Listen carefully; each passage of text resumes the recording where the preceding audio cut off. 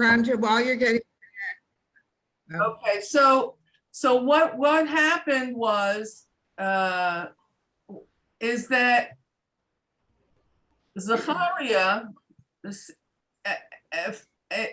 says to the people through in the name of Hashem. Is everyone still there? Are you still with me?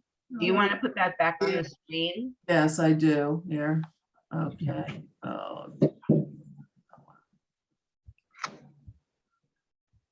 Okay, so let's see if we can get.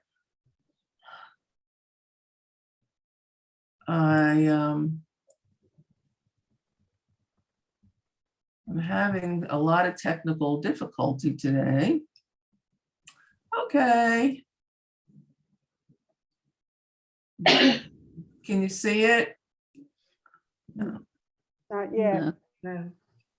Can they read it? Yeah. Yes.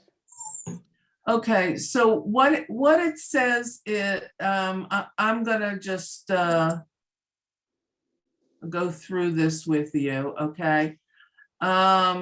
So in verse 9, I'm just gonna continue. Okay.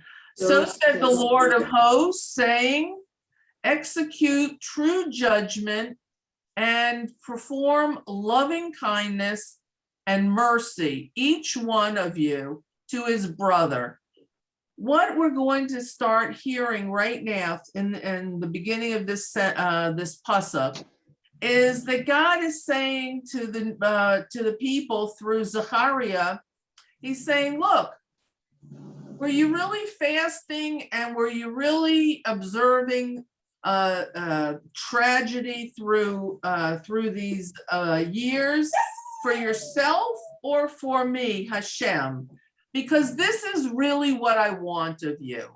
This is what I ask of you. And this is what I asked of your forefathers back before I exiled them.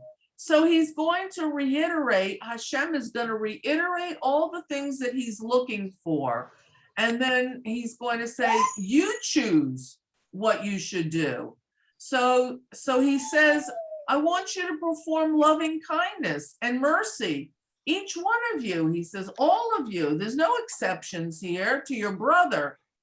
Pasuk 10, do not oppress the widow, the orphan, the stranger, or the poor person. Neither shall any of you think ill against or evil against their brother in your heart. But they refused to listen. This is what he's saying about the people before the exile, but they refused to listen. And they turned a rebellious shoulder and they made their ears heavy and they didn't hear me. And then it says, and they made their heart as hard as a shamir. A shamir is a little worm that eats through stone. And it says, in order not to listen to the Torah and to the words that the Lord of hosts sent through his spirit by the earlier prophets. He said before this prophet in the early days, and when we were back in Malachim, when the kings were still in, I sent you this message. I told you what I expected of you. I told you how to behave.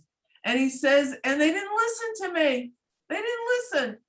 And there was great anger from me, the Lord of hosts, and it came about as he, Hashem, called, and they did not hearken. So shall they call, and I will not hearken, said the Lord of hosts.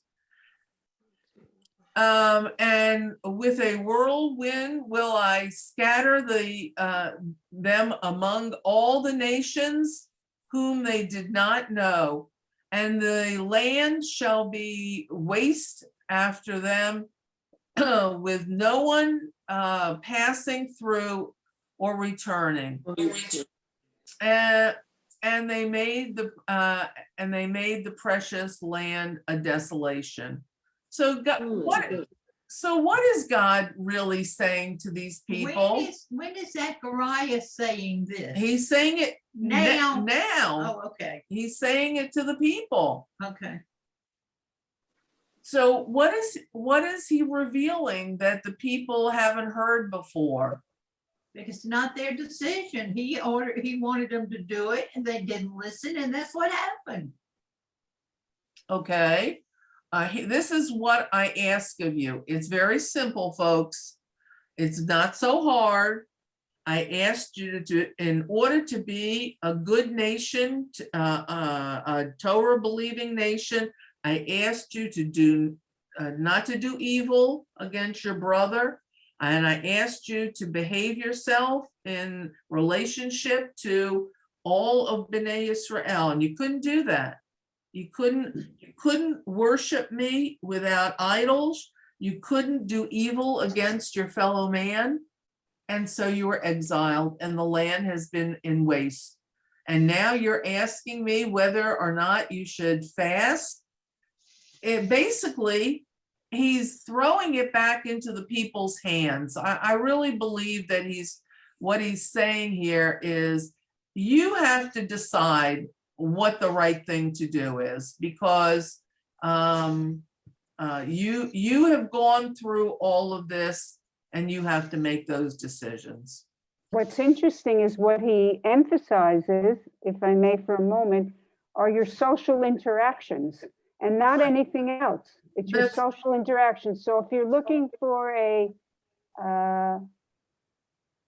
society that functions well, all of this, we don't have to become so modern. We have all of our roots in our mekorot. That's right. They're the mitzvot of Bein Adam Chaveiro. They're between man and man. He's really saying that the reason that we lost the first temple is sinat chinam. That we weren't appropriate.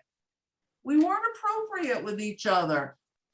So he's saying, God is saying, okay, guys, now can you step up to the plate now? You've got a second Beit HaMikdash. Yerushalayim is still not built. It still has no walls, but it has a temple, it has a functioning temple, and it has a functioning altar for the korbanot. And God is saying, can you now deliver on what I'm asking of you? Very interesting, because I'll tell you, I think this is very relevant to all of us. I'm not going to try and get preachy, but what I want everyone to kind of understand is this is exactly why we're here. They didn't have a sovereign state. In other words, a state with an army that belonged to them. We do. They were given instructions on what to do by what they could do by all of the prophets. And we have those same instructions. Those instructions are just as important for us today as they were back then.